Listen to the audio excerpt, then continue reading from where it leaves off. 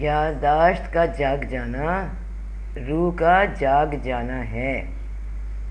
مراقبہ اور کچھ نہیں ہوتا سوائے اس کے کہ تمہارے ہی اندر موجود وہ یادداشت جو اندھیرے میں ہے وہاں روشنی کر دے، تاکہ تو دیکھ سکے کہ تیرے اندر تیری ہستی کا کیا موجود ہے۔ جب تو جان جاتا ہے کہ کیا موجود ہے تو اپنی نفی کر دیتا ہے اور مثبت ہوتا ہے لا موجود۔ یہ زندگی محض ایک خواب ہے، رویا، ایک تصور ہے، ایک خیال ہے۔ یہ سب کچھ ہو چکا ہے۔ انسان کی پہلی زندگی روح کی زندگی۔ رب پاک خود بتاتے ہیں، اے لوگو تم میرا کفر کیسے کر سکتے ہو جبکہ تم مردہ تھے؟ تمہیں میں نے زندگی دی، پھر موت دی، پھر زندگی دوں گا۔ یہ پہلی زندگی کہاں گزری بہن بھائیوں؟ گزری تھی خدا کے خیال میں، جہاں خیال روح کی شکل میں ہوتے ہیں۔ وہاں خیال زندہ ہوا، روح بیدار ہوئی، اور جب سامنے آ جاتے ہیں یہ خیال تو جسم کی شکل میں ہوتے ہیں۔ ایک زندگی بسر ہو چکی رب پاک کے خیال میں، تصور میں مکمل۔ یہی زندگی جب تیرے اندر کوئی خیال جاگتا ہے تو وہ زندگی پکڑ لیتا ہے، وہ زندہ ہوتا ہے، پھر وہ دماغ میں فنا ہوتا ہے اور وہاں سے منتقل ہوتا ہے باہر کی زندگی میں، وجود کی زندگی میں، ظہور کی زندگی میں۔ یہی زندگی جو پھر بسر ہو رہی ہے۔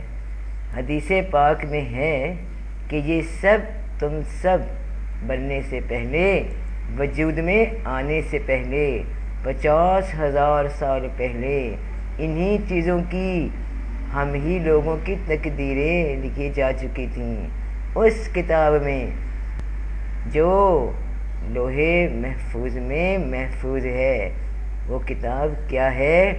اللہ پاک کا قدیمی علم ہے۔ لوحے محفوظ کیا ہے؟ روح قدوس کی یادداشت ہے۔ تمہارا نامہ اعمال کیا ہے؟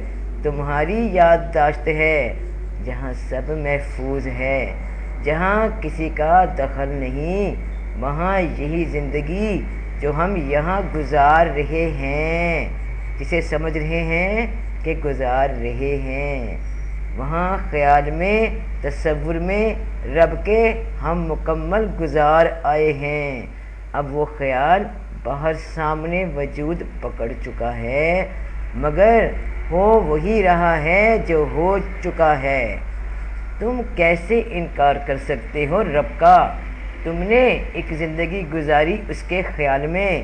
خیال کہاں تھا؟ اب ذرا بات سننا۔ خیال کہاں تھا؟ اس کے من میں۔ من کہاں تھا؟ اس کے اندر۔ خیال نظر نہیں آتا، روح نظر نہیں آتی۔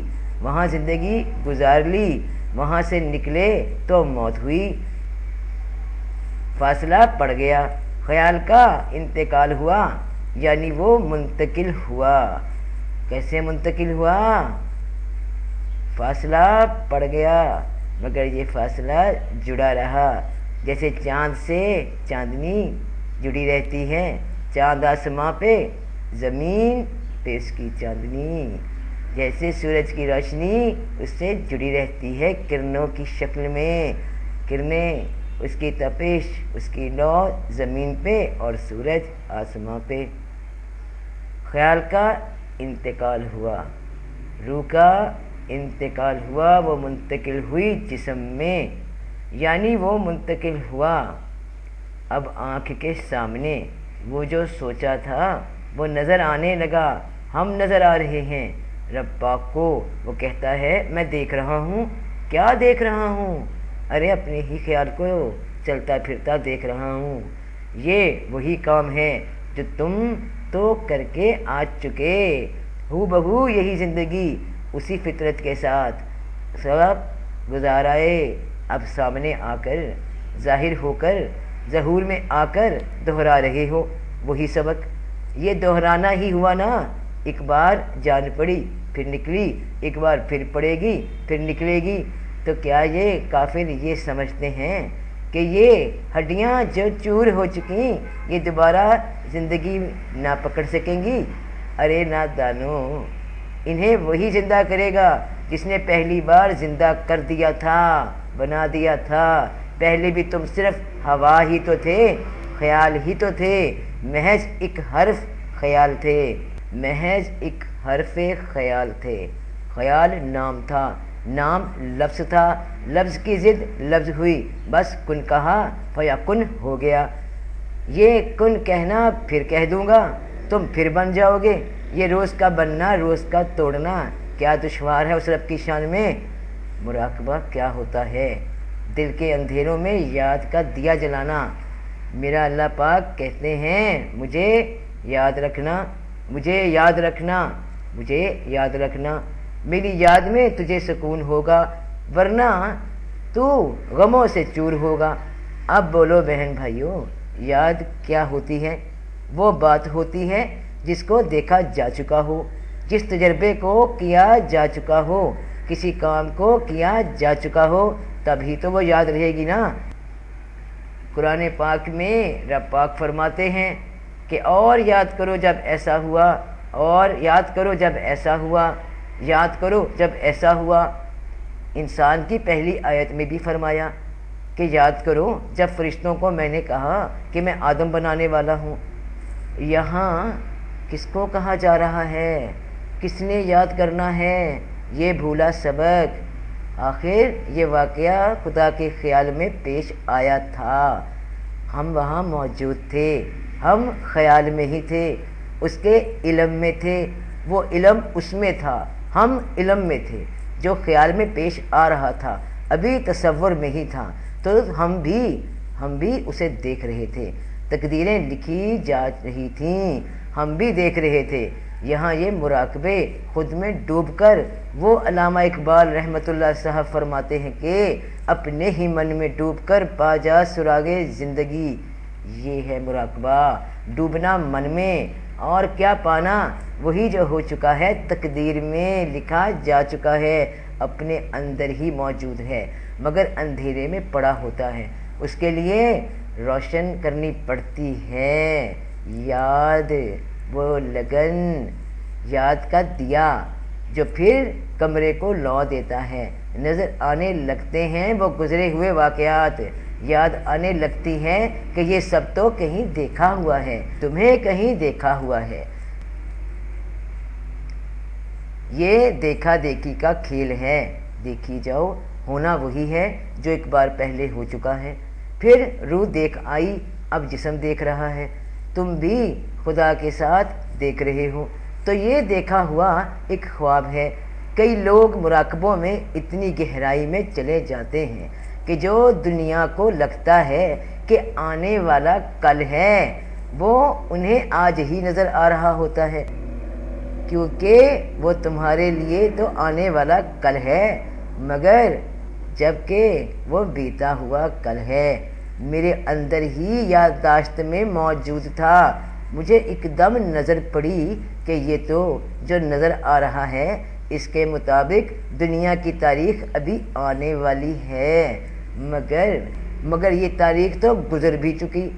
یہ جو چھٹی حس جو کبھی کبھی کسی انسان کے دماغ کو چونکا دیتی ہے کسی ایک خبر سے کہ اس کے اگلے پل یا کچھ دیر بعد وہ کام ہو جاتا ہے، یہ وہی حس ہے، یہ وہی خوبی ہے جو مراقبے کے ساتھ پھر مستقل ہو جاتی ہے، یادداشت میں، ذہن میں، نامہ اعمال میں اتر جاتی ہے، اور پھر گزرتی جاتی ہے شعور سے، پھر لاشعور سے، پھر تحت الشعور میں، جہاں قید خانے میں یہ سب بند پڑا ہے وہاں تک لوٹ چلی جاتی ہے یاد کی یہ چھٹی حس جو کبھی کبھی تمہارے دماغ کو کچھ ایسا بتا جاتی ہے کہ کچھ ہونے والا ہے، وہی جو ہو چکا ہے اب سامنے ہونے والا ہے، تو وہ اس مراقبے کی کیفیت کا ایک پرسہ ہوتا ہے۔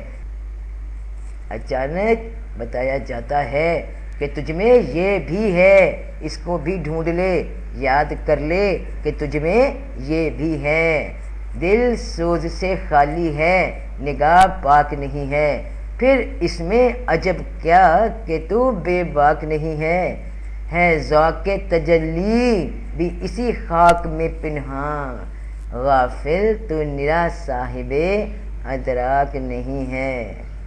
جاگ جاؤ اس سے پہلے کہ نیند اب مکمل چھا جائے، اب بھی نہیں جاگو گے تو کوئی بات نہیں، جس دن سو گے اس دن جاگ جاؤ گے، اور اس وقت کا ایمان لانا کافروں کو کوئی فائدہ نہ دے گا۔